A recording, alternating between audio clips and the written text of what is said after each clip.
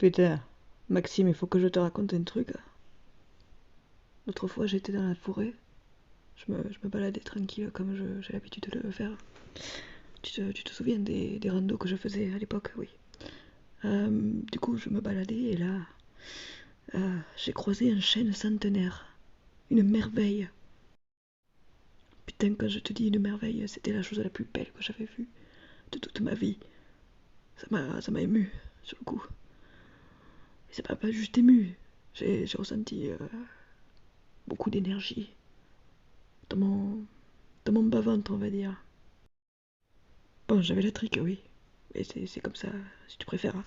Je vais le dire franchement, je bandais. Et il y avait, tu sais, un trou dans l'arbre. Tu sais, le trou où les petits écureuils, ils vont se terrer. Où les petits pics verts, ils vont piquer. Eh bien, moi, j'ai j'ai entré mon... J'ai entré mon skekito. J'espère que tu vas pas me juger.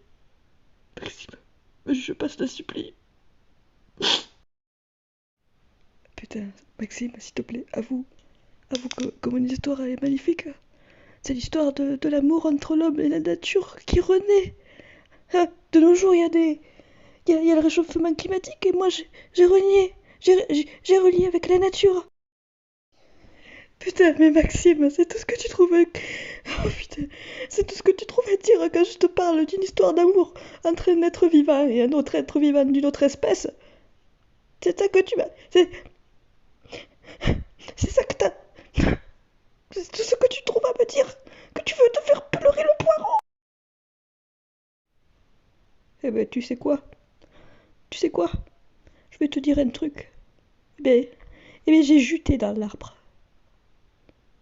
J'ai juté avec ma semence et j'espère que je créerai une nouvelle espèce humano-herboïde.